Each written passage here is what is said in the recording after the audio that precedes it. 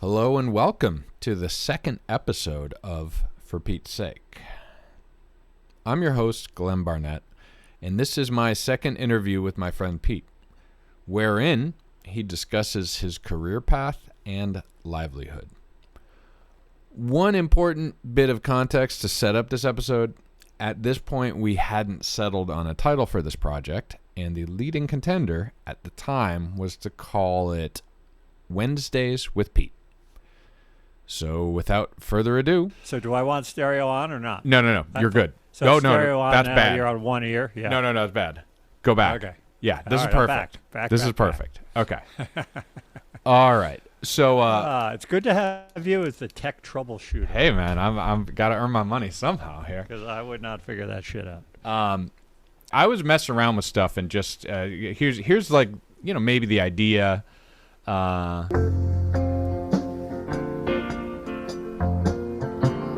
Can you hear that coming over the wire? Oh, yeah. All right, Rat in a drain ditch, baby. So... Love it. It's a little bit too forward in the mix for us to talk over, and I could turn it down. Let's just play that the whole time. Yeah, we don't even need to talk.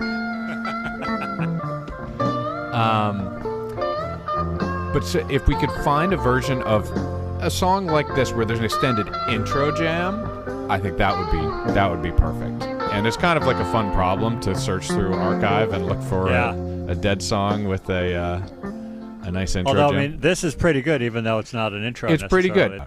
I was thinking about, by the way, not to change the subject, we can come back to that. No, do it.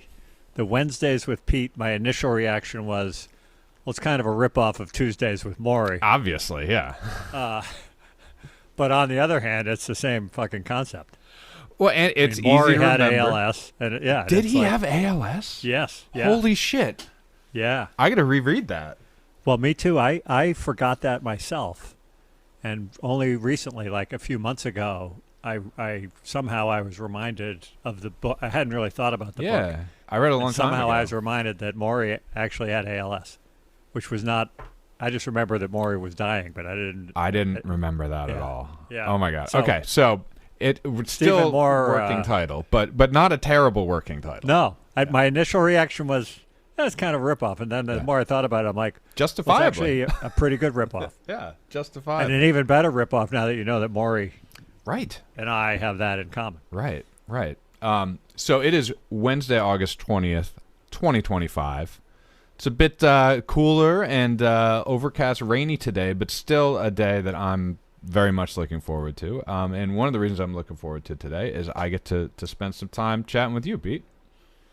Well, I feel the same, and I appreciate it. It's actually, I've had kind of a rough week, so this is going to be the highlight. Okay. So far. Great. Well, let's... and fall is in the air. You're right about that. What was it, a crisp 67 degrees or something? Yeah. That humidity's At least gone. it feels crisp. Yeah. What I thought we might talk about today is your livelihood. Okay. And I don't know a lot about it. I know you work in finance. I know that you are a manager of wealth. And it's funny because I grew up in upstate New York, in Syracuse, and finance was not like on my radar as a thing that people did, like in anything but the most abstract way. Like there were doctors and lawyers were kind of like the wealthy people in my community. It's like, oh, okay, well that's if you do that, if you get a job like that, then you get lots of money, you get a nice car, a nice house, a pool, the whole thing. And I didn't, just because there's not a financial center in Syracuse, New York. But since moving to Boston, I'm now exposed to all these different aspects of finance and all these different kind of jobs that were not really in my worldview. As I was growing up. And so I'd love to hear how you first got exposed to it. Like, did you have family members who kind of worked in that industry or what, how do you get started, I guess? What led you there? All right. I'm going to start from where I am right now, and then we'll go back to the beginning. Because sure. I think it might be helpful to reverse the timeline a little bit. But, working in finance is a pretty broad descriptor. And essentially...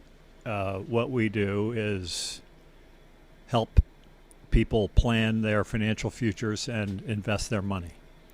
and we do it for people that are, by any measure, wealthy. So we work with clients, on the low end with a couple of $1 million with us, and our biggest client has $50 million with us, which I think by anybody's standard, $50 million is pretty wealthy. It's a decent amount. Yeah.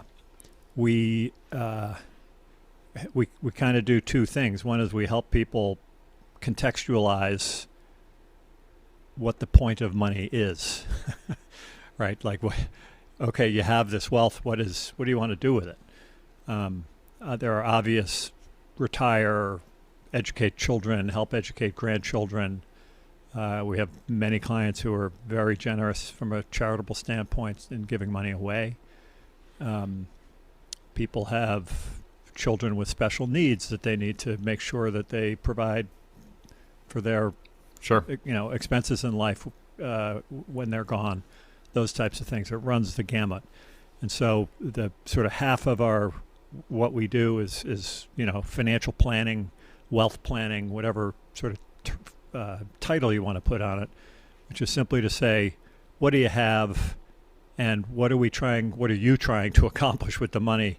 And then let's make sure that the way that we invest the money is consistent with what you're trying to do.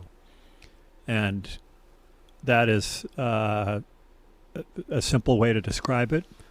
It's generally, people with varying personality types and maybe spouses that don't view things exactly the same. So there's a lot of psychology actually on the wealth planning side and the estate planning side, and what do you want to have happen to your assets when you pass away? For people that are quite wealthy, the downstream implications can be significant. If you got a grandchild who's going to inherit a bunch of money at the age of 25, right?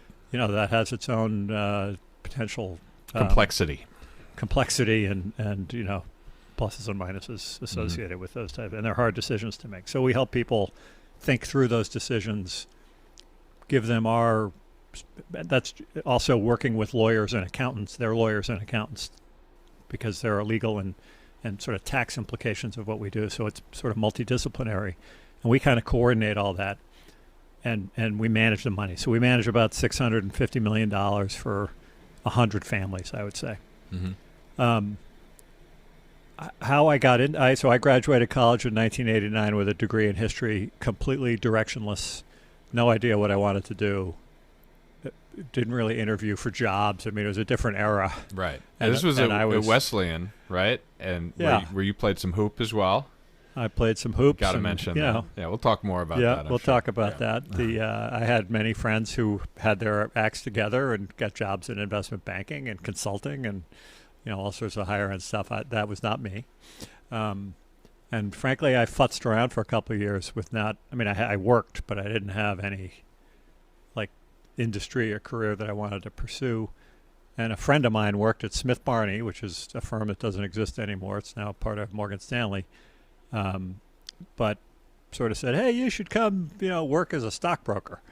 And I said, I don't know that I want to do that, but whatever. I didn't have any better idea. And so I interviewed and got hired and said, okay, let's do that. And started to have success. What's interesting about how my career developed, though, is that after a relatively short time, I got tapped on the shoulder to sort of take over some management roles and started climbing the management ranks. And I changed firms in 1997, where I went to Payne Weber, which got bought by UBS, the Swiss bank. And I became sort of like in a sales manager role, and then I ran an office for UBS in Longmeadow, Massachusetts. I got tapped to go work in Switzerland for 3 years in a management job. I then came back to the U.S. and was the chief operating officer of the Western Division. So I worked for the guy who ran half the country, the wealth management business. Mm-hmm. And then eventually I came back to Boston to run the Boston office, which is one of the premier markets for the firm. Sure. And I think how many years are we talking from that span? We're talking 17 years. Okay. At Payne Weber and UBS. Mm-hmm.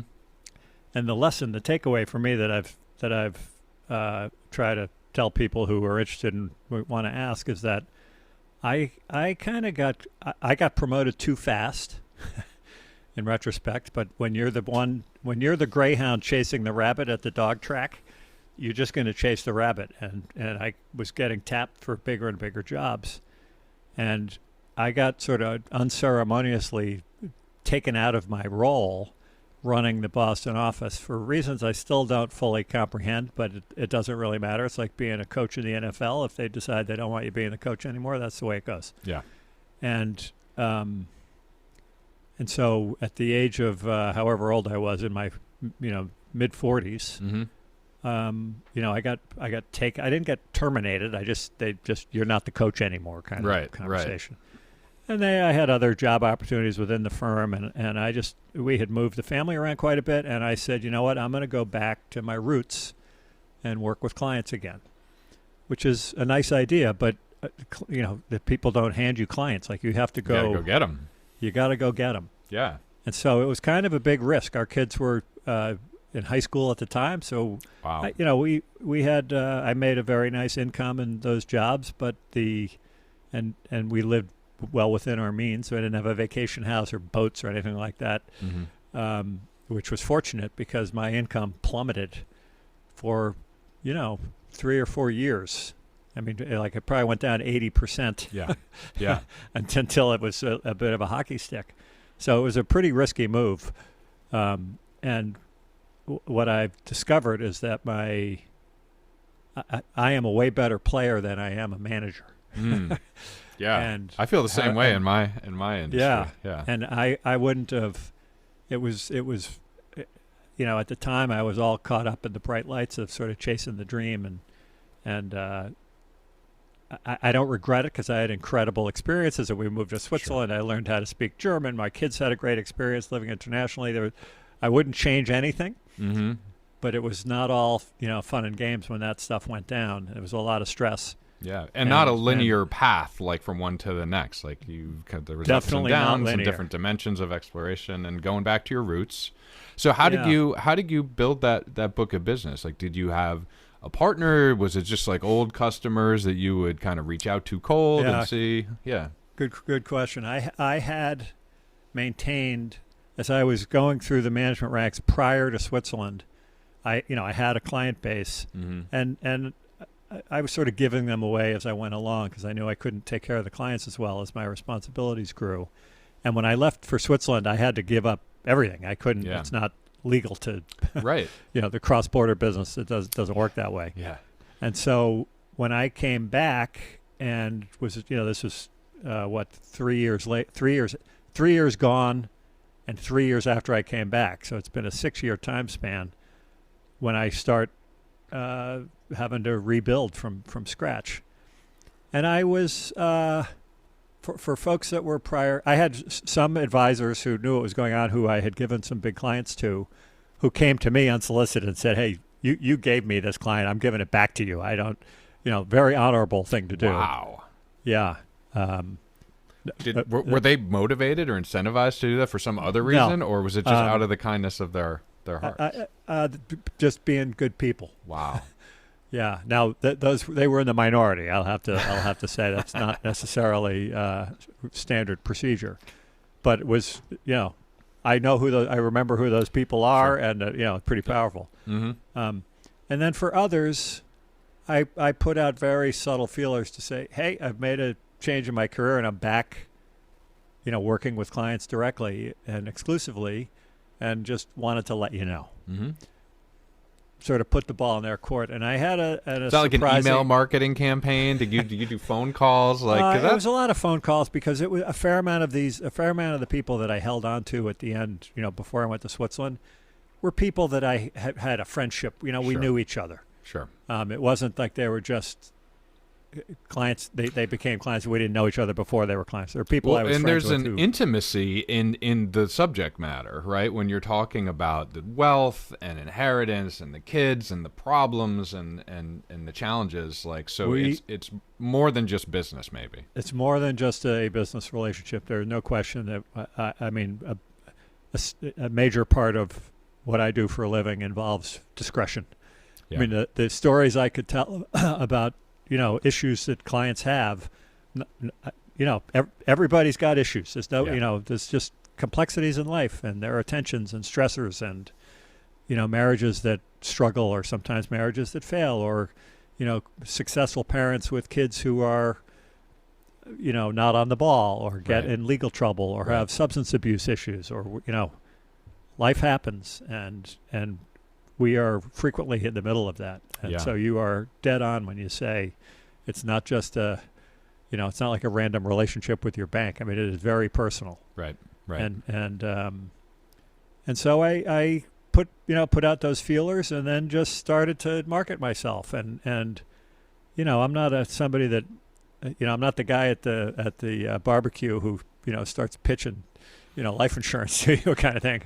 But if somebody asked me what I did for a living, I wouldn't give a throwaway line. I said, Yeah. listen, we provide financial planning and asset management services, and these are the types of clients we work with. And, I gave a serious answer. And then I was done. And if they, so people Yeah. knew what I did for a living.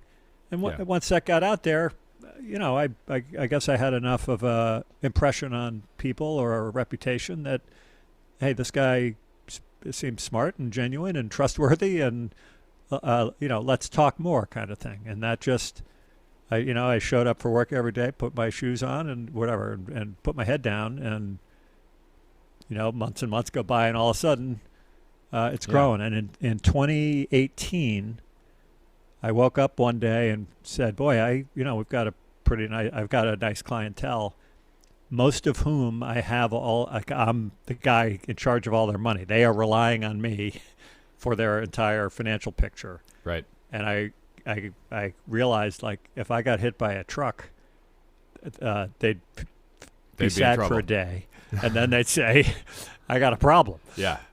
So Yeah. I realized I had to practice what I preach a little bit around sort of risk management and concentrated Redundancy risk. again. Yeah. And so a guy I've known for a very long time, who I actually recruited from Merrill Lynch to Raymond James, I approached him and said, listen, we should at least have we don't necessarily need to be partners, but we need to have an affiliation. If something happens to me, I want you to be the one who takes over, and Right. you should have somebody too. You Because can he pick was somebody also else if doing you a want. more independent wealth management. Yeah, thing? yeah. He was like the way I describe it in our business is like, whether you're by yourself or with a team, you work at a hospital, and the patients are interacting with you, but you've got the resources of the hospital behind you. Right. And so Phil and I, we think alike. We're have complementary skill sets, similar type of client typology in terms Mhm. of their needs and wealth levels and that sort of thing. And so we formally integrated and just put everything in the same bucket, so to speak. Yeah. And that was in 2018, and that's worked out pretty well. We've grown substantially in that period of time. So it's been a lot of fun. But it was not a linear path to what I do, and it was not without, some hitting some potholes and some tough times. Yeah. And that's true. I think that's true for most careers. That's really interesting. So when this is definitely an in the weeds question, but when you decided to formally integrate, as you said, Mm-hmm. is that like what's the vehicle? Is it an S corp? Is it an LLC? Is it like, what was it called? Or was it like Alberding Wealth Management, or what? I'm interested in that side of it a little bit. Well, we had to come up with a name, Mm-hmm. and so we branded ourselves as Generational Wealth Partners, Okay. which we thought reflected our approach and attitude towards what we do, which is think really long term. Yeah. Yeah. Which is appropriate when people have 5, 10, 15, 20, 25 million dollars, that they are not going to spend all their money. There's going to be a substantial amount of money left over. Right. But we are employees of Raymond James, so we are W-2 employees. So there's no LLC. There's no. Okay. So it's really just a question of sort of organizing internally as a little, as its own little unit in terms of how the revenue gets allocated and split up between us. And we just went in as 50-50 partners. That's it's interesting to me that you would have that flexibility to kind of pursue your own kind of entrepreneurial I guess, ideas and goals while being within the Raymond James kind of organization and being salaried from them. Good observation on your part. Most firms do not allow that.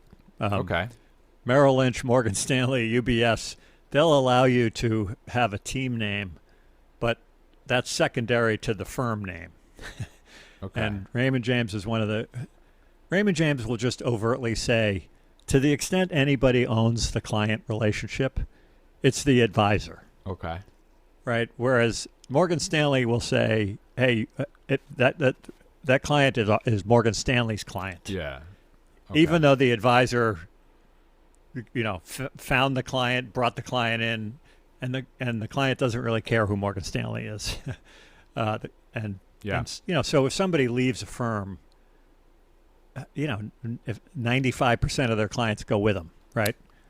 It's just the way it works. Yeah. And the difference is that, if Phil and I, which I can't conceive of any circumstance under which that would happen, but if Phil and I left, this is not like the Show Me the Money movie where, the accounts get reassigned and the sharks are swimming around trying to retain the clients. Right. And the other firms I mentioned, that is the way it works. Got it. Right. Some other guys calling you, trying to keep you. So Raymond James is unique in that they really let you create your own brand under the umbrella of Raymond James, right? So we are, in big print, generational wealth partners of Raymond James. Got it. So that's interesting. It's. Are there any other firms like Raymond James, or is that kind of unique to their philosophy? It's pretty unique. There are some smaller firms that are similar, but don't necessarily have the capability set. Sure. I think Raymond James is unique in terms of the size of the enterprise to allow that to happen. And it's a pragmatic and a smart way to do business, and keeps people who are actually managing client relationships happy and not interested in going somewhere else. One thing I want to follow up, though, on your earlier statement about growing up in upstate New York and, doctors and lawyers with wealth.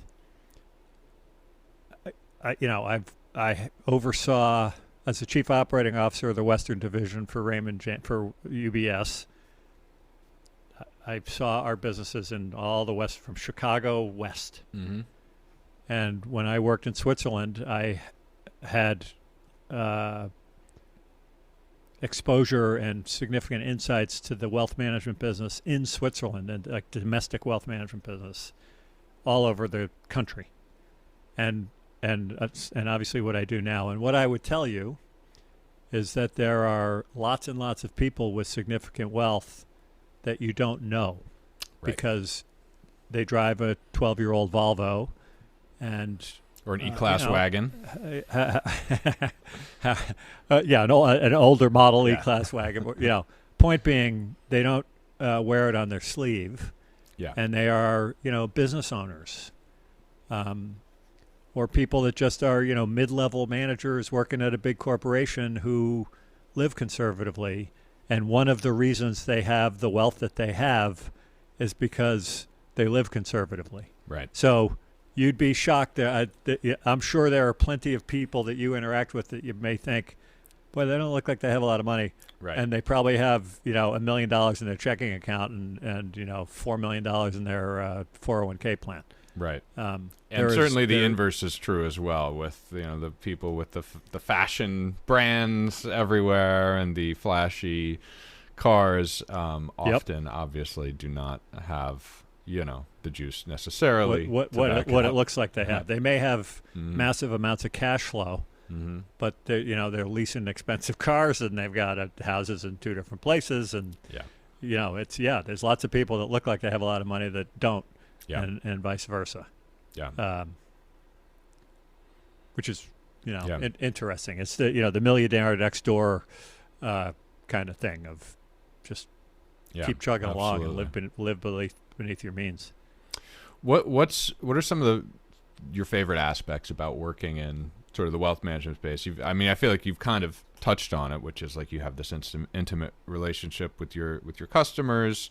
You're really understanding their needs and their problems and helping them develop solutions. But are there other aspects, or are there more specific things that you think about when you think about some of the things you read that attract you or made you want to stay as a player rather than a manager in particular? Yeah.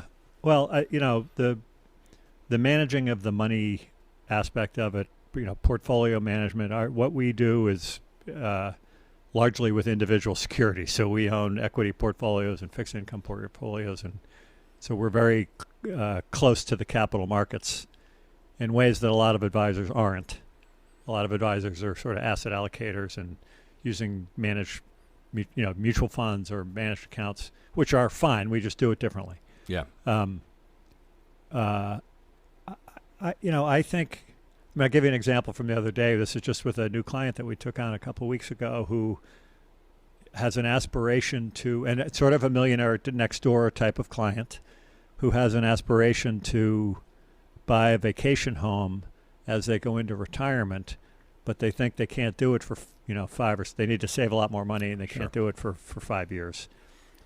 And we did a bunch of financial planning and modeling and stress testing and all this stuff, and it's fun to be able to demonstrate to the client, like, listen, we're not going to tell you how or when to do it, but if you want to go do this now, you can.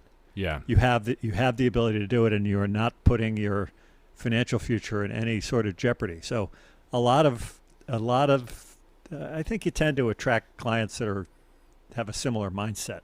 We're not flashy. We're not talking Wall Street mumbo jumbo all the time. Right. And so we sort of attract clients that like it that way, and to be able to show people with data and legitimate forward thinking and stress testing that they are able to do this thing that they want to do, or that they can spend a little money, or we have clients that call and say, hey, we want to do this thing, buy a boat.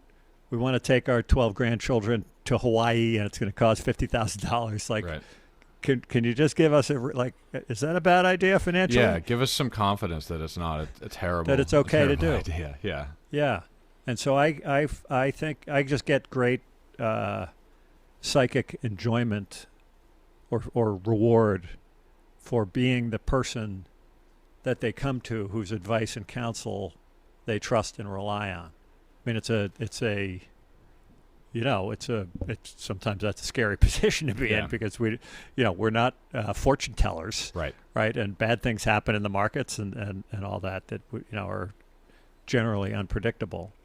But to be in a position of trust and reliance is, gets me out of bed in the morning. And sometimes it sounds like what you're being trusted on is to enable them to do some indulgence, right? To take the grandkids to Hawaii, to do the thing.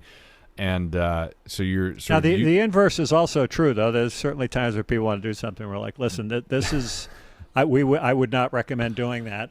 Or, you can do it, but if the next 2 years, the returns aren't as good, we're going to have to tighten the belts on the run rate spending stuff, right? So it's not all peaches and cream, of course. But more times than not, it is. Yeah, you can do this. Yeah. That's great. So, I'll give you another example. A client who is emigrated here from the Netherlands, who now likes to go back to the Netherlands. She's in her early 70s, and she was going to buy a house outside of Amsterdam. Yeah. And we were talking about it, and I'm like, how about if you rent an apartment? There's no big, you're not going to take $500,000 out of it, to make your down payment. Right. You don't need to go through any loan process. Get out of it. Upkeep. Yeah, flexibility. And you can just leave your stuff there and come and go, but you don't have to worry about, the lawn getting mowed or any of that stuff. Right. And this is a smart woman who she hadn't thought of that, and she was like, "That's a great idea." Yeah. And she went to Amsterdam, and she's now in her second year renting that apartment. So sometimes it's just coming up with a better alternative to something they want to do. Yeah. I love that. That's fun. So you got any Stock tips for me, Pete. Well, we'd have to do some financial planning before I always say to people, you can't walk into the doctor and say what prescription should you give me until I get to do a thorough exam. Right on. It sounds like I'm getting your pitch. I will say, however, that we're in a bit of a dicey moment from a economic and some uncertainty. standpoint. Yeah. Well, it's not a lot of if you're only going to look at one indicator of the health of the stock market, and you can only look at one. Mm-hmm. To me, it would be the breadth of the market, meaning how many in the S&P 500, how many of those stocks represent how much of the return. And in this environment that we're in, it's a small handful of names that represent 60% of the return. The S&P is up, 8 or 9% this year. Right. 6 or 7% is driven by 10 or 15 names. And that alone is enough to say, okay, let's be a little cautious. That doesn't mean I would, so if somebody came to me tomorrow and it was appropriate to get $1 million invested in equities, I'd probably invest, 300 of it. Right. And keep, every 6 weeks or so, I'd add, 50, 60, 70,000 and just sort of keep some cash in reserve, because the worst thing you can do is take a pile of money and turn $1 million into $750,000. Right. 2 months later. Yep. So. Yeah. Right on. Any other things we should touch on with the world of finance and generational wealth partners? To the degree anybody's interested in that story, that probably covers enough of the foundation. We can certainly get into. I think a super fun topic to discuss is behavioral finance. Okay. In other words, the way the human brain works as it relates to money and numbers and emotion driving decisions.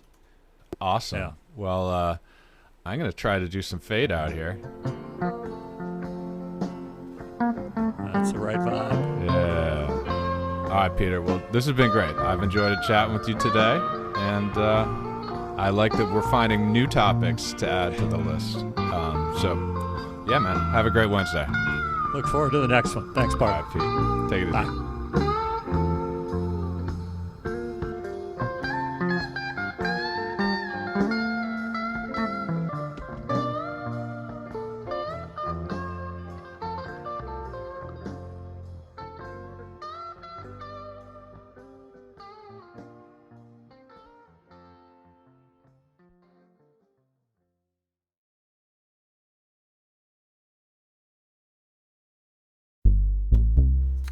If you have comments or questions for Pete and me, you can email us at 2224peter@gmail.com. If you'd like to get involved with or donate to ALS causes, check out ALS One at alsone.org. Thank you for listening.